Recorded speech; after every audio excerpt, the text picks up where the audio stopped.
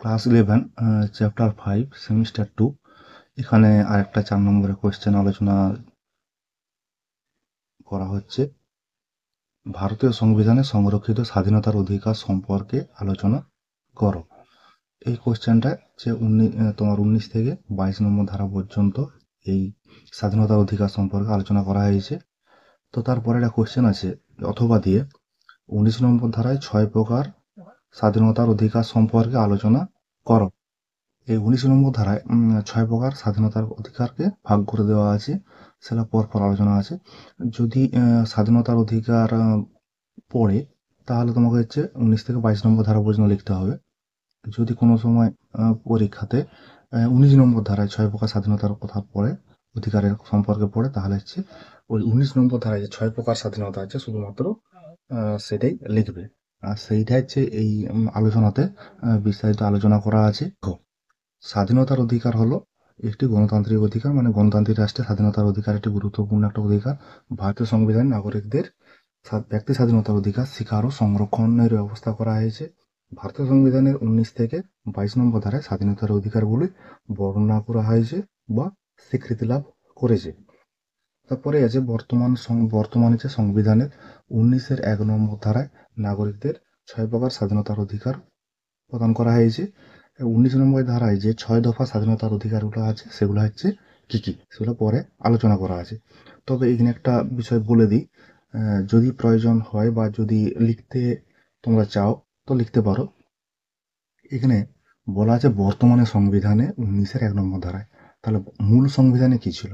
মূল সংবিধানে কিন্তু 19-এর যে 1 নম্বর ধারায় সেখানে 7 প্রকার স্বাধীনতার অধিকারের কথা বলা ছিল। তবে সেটা পরবর্তীকালে 1978 সালের 44তম সংবিধান সংশোধনের মাধ্যমে যে সম্পত্তির অধিকারটা, সেই সম্পত্তির অধিকারটাকে এই 19 নম্বর ধারা থেকে বাদ দিয়ে দেওয়া হয় এবং হচ্ছে পরবর্তীকালে সেটা সাধারণ অধিকার 300 নম্বর ধারায় অন্তর্ভুক্ত করা হয়েছিল।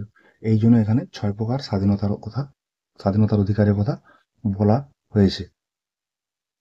6 দফা যে স্বাধীনতার অধিকার, 6 দফা স্বাধীনতার অধিকারে প্রথম তে আছে বাক ও মতামত প্রকাশের স্বাধীনতা। এটা 19-এর 1-এর ক নম্বর ধারায়। বাক ও মতামত প্রকাশের স্বাধীনতা বলতে বাক বলতে কথা বলার অধিকার, নিজস্ব মতামত যেগুলো আছে সেগুলো প্রকাশ করার অধিকার মানুষের আছে। তবে সেগুলো হচ্ছে নাগরিকদের নিজস্ব বিবেক, বুদ্ধি, মতাদর্শ, ধ্যান ধারণা অনুযায়ী লিখিত বা মৌলিকভাবে এগুলো প্রকাশ করতে পারে। তবে এখানে কিছু যুক্তিসঙ্গত বাধা নিষেধ আরোপ করা আছে এই কথা বলা বা মত প্রকাশের উপরে। সেটা কি কি?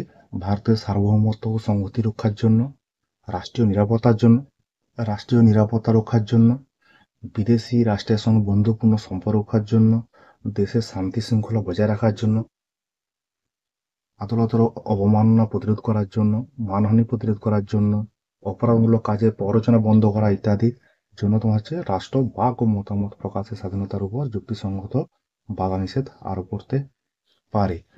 বিয়ের দাগে 2 নম্বর আছে সমবেত হওয়ার অধিকার 19-এর 1 খ নম্বর ধারায়। ভারতীয় নাগরিকরা তোমার হচ্ছে সমবেত হতে পারে বা সমবেত হওয়ার অধিকার স্বীকার করা হয়েছে। সমবেত হওয়ার অধিকারের উপর কিছু বাধা নিষেধ আরোপ করা হয়েছে। সেগুলো কি কি? সমাবেশ শান্তিপূর্ণ হবে, নিরস্ত্রভাবে সমবেত হবে, জনশৃঙ্খলা এবং সার্বভৌমত্ব ও সংহতি রক্ষার্থে রাষ্ট্র সমাবেশের উপর যুক্তিসঙ্গত বাধা নিষেধ আরোপ করতে পারে। তো সমাবেশটা হবে তোমার নিরস্ত্র এবং শান্তিপূর্ণ, কোনো বিশৃঙ্খলা সেখানে দেখা যেন না যায়। সে বা 3 দাগে আছে সংঘ বা সমিতি গঠন করার অধিকার। 19-এর 1-এর গয়ে আছে ভারতের নাগরিকরা যে কোনো সংঘ বা সমিতি স্বাধীনভাবে গঠন করতে পারে। সেগুলো কি কি?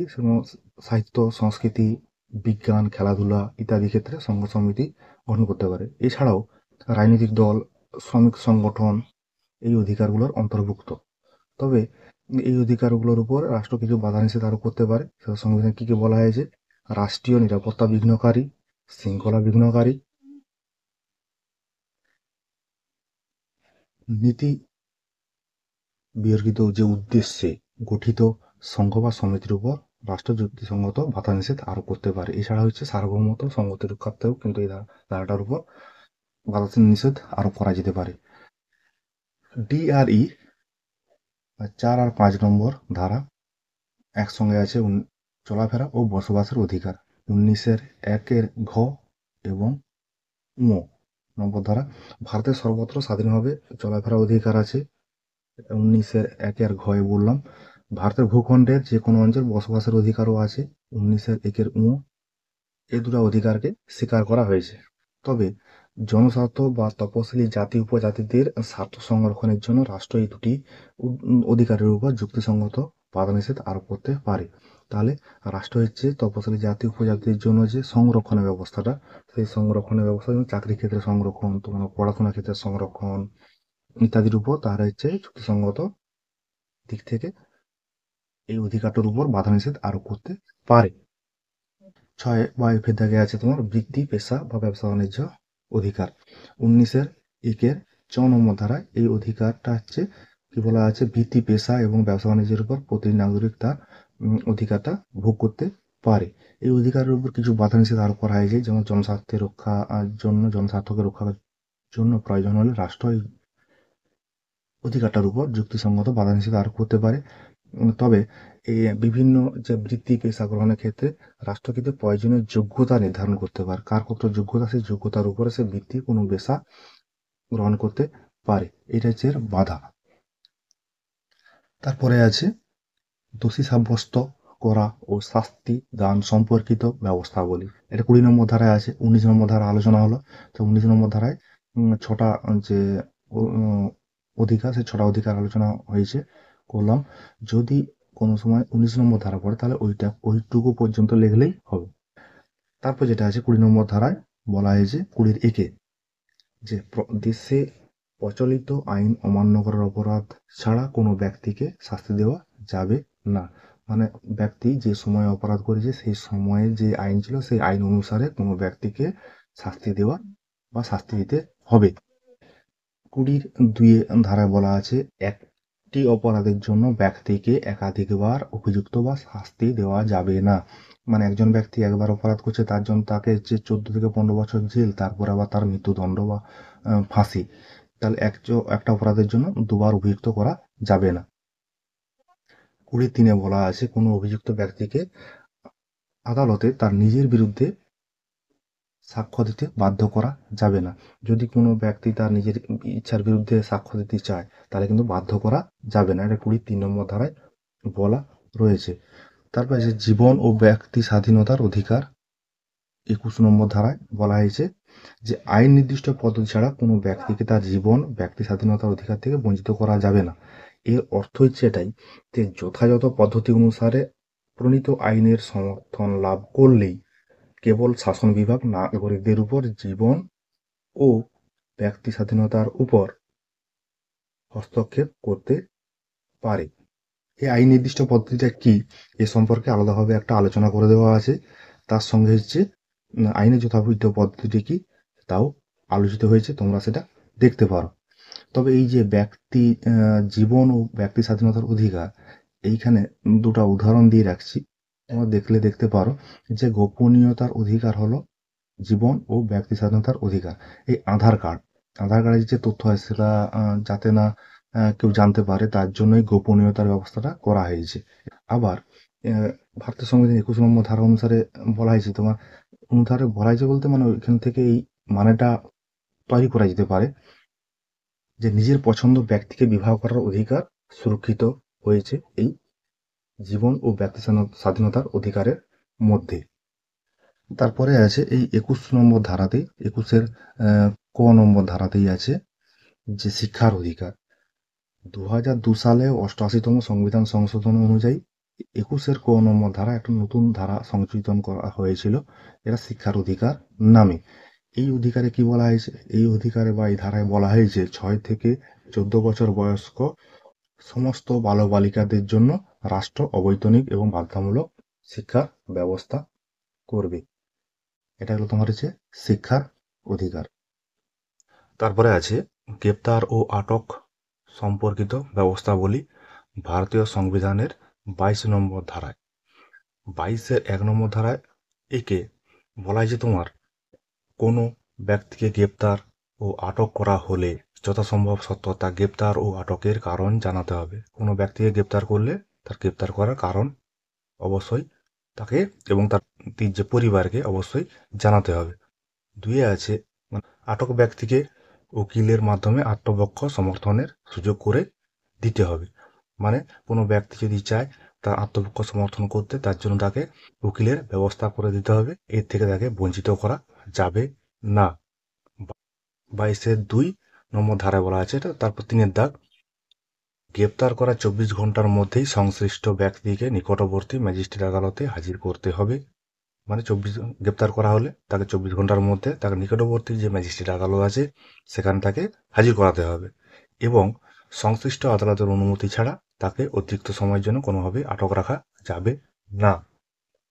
যদি ম্যাজিস্ট্রেট বলে যে একে আটকে রাখা যাবে না, তাহলে কিন্তু তাকে আটকে রাখা যাবে না, তাকে ছেড়ে দিতে হবে। এই জন্য কথাটা বলা আছে, সংশ্লিষ্ট আদালতের অনুমতি ছাড়া তাকে অতিরিক্ত সময়ের জন্য গ্রেপ্তার বা আটকে রাখা যাবে না। 22(3) ধারা ব্যতিক্রম হচ্ছে 22(1), 22(2) ধারাটা ব্যতিক্রম। কি বলা হয়েছে ব্যতিক্রমে? 22(3) ধারা বলা হয়েছে যে শত্রুভাবাপন্ন বিদেশি নিবর্তনমূলক আটক আইনে ধৃত যে ব্যক্তিদের ক্ষেত্রে 22(1), 22(2) ধারাটি প্রযোজ্য হবে না। এখানে দু একটা জানার জন্য একটা কথা বলে দিই। মানবাধিকার কমিশনের নিয়ম অনুসারে বা তাদের আদেশানুসারে মহিলাকে সূর্য ডোবা থেকে সূর্য উদয় পর্যন্ত গ্রেপ্তার করা যাবে না। মহিলাদের গ্রেপ্তার করতে হলে মহিলা পুলিশ অবশ্যই উপস্থিত থাকতে হবে। এবার এখানে নিবর্তনমূলক আটক আইনটা কি? নিবর্তনমূলক আটক আইন বলতে বোঝায় কোনো ব্যক্তি অপরাধমূলক কার্যে জড়িত আছে বা ভবিষ্যতে অপরাধ করতে পারে বলে আশঙ্কা করলে সরকার ওই ব্যক্তিকে বিনা বিচারে আটক করতে পারে। নিবর্তনমূলক আটক আইনের ক্ষেত্রে সরকারকে গ্রেপ্তার বা আটকের কারণ দর্শাতে কিংবা আদালতের সামনে সাক্ষ্য প্রমাণাদির উপস্থিত করতে হয় না। মানে কোনো ব্যক্তিকে সন্দেহবশে বা ভবিষ্যতে অপরাধ করতে পারে বলে গ্রেপ্তার করা হলে তার জন্য কোনোরকম কোনো কারণ দর্শাতে হয় না, তার জন্য আদালতের সামনে সাক্ষ্য প্রমাণ দিতে হয় না। এই আইনটা এত একটা খতরনাকমূলক আইন, এত যে একটা খারাপ আইন, সে আইনটা সম্পর্কে দুটো ঘটনা দেওয়া আছে।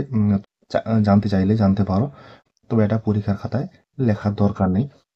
ঘটনা কি আছে? মাচাল লালুং ও বুধেশ্বর মাহাতোর কথা। এই মাচাল লালুং এবং বুধেশ্বর মাহাতো যে দুজন ব্যক্তি, এদের দুজন ব্যক্তিকে তোমার হচ্ছে নিবর্তনমূলক আটক আইনের ক্ষেত্রে ধরা হয়েছিল। মাচাল লালুং এর ক্ষেত্রে তোমার হচ্ছে 1967 খ্রিস্টাব্দ থেকে তোমার শুরু হয়েছিল বিচারটা, সে 2005 সাল পর্যন্ত গড়িয়ে গেছে। তারপর তোমার হচ্ছে বুধেশ্বর মাহাতো, যেটা তার নাম বুদ্ধদেব মাহাতো, তো বুধেশ্বরকে গ্রেপ্তার করতে গিয়ে তার হচ্ছে সমস্যায় পড়ে যায়। পরবর্তীকালে পুলিশ তার খাতায় লেখে বুদ্ধদেব ওরফে হচ্ছে বুধেশ্বর। যখন তাকে গ্রেপ্তার করা হয় তখন তার বয়স ছিল 21, এখন তার বয়স 36 পরিপূর্ণ। তবুও এই ব্যক্তি আদালতে যে ন্যায় বিচার পাবে তা আশায় এখনো দিন গুনছে। আচ্ছা, স্বাধীনতার অধিকার যেটা বললাম 19, 20, 21, 22, এই চারটা ধারার মধ্যে যদি 19 ধারা পড়ে তার জন্য 6টা পয়েন্ট আছে, 6টা অধিকার আছে, সেটা লেগে যদি পড়ে তোমার 19 থেকে 22 ধারার যে স্বাধীনতার অধিকারগুলো আছে সেটা যদি পড়ে, তাহলে তোমরা কি করবে, সবগুলো হচ্ছে ছোট ছোট করে লিখবে এবং তার সঙ্গে একটু একটু ব্যতিক্রমগুলো দিয়ে দেবে। ব্যতিক্রমগুলো আলোচনা করে গেলাম। যদি তোমাদের ধারাগুলো সম্পূর্ণভাবে মনে না থাকে ধারাগুলো দেওয়ার দরকার নেই। স্বাধীনতা অধিকারের সীমাবদ্ধতা কি আছে?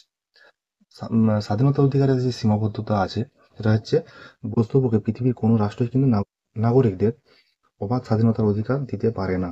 ভারতের যে সংবিধান রাষ্ট্রের সার্বভৌম স্বাধীনতা রক্ষা, রাষ্ট্রীয় নিরাপত্তা, জনস্বার্থ, জনশৃঙ্খলা, অবাধ খাতনে কিন্তু 19 ধারার উপর তোমার যুক্তিসঙ্গত বাধা নিষেধ আরোপ করতে পারে।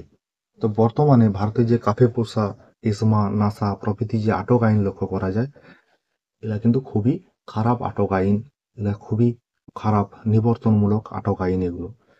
তো পরবর্তীকালে তোমার 2004 সালে ডক্টর মনমোহন সিং এর নেতৃত্বে তোমার হচ্ছে এই সন্ত্রাসবাদ প্রতিরোধ আইন বা টাডা আইনটা তোমার হচ্ছে বাতিল করে দেওয়া হয়েছে। ঠিক আছে, তোমরা যদি বুঝতে না পারো কমেন্টে জানাবে, আর বুঝতে পারলেও কমেন্টে জানাবে যে বুঝতে পারলে কিনা।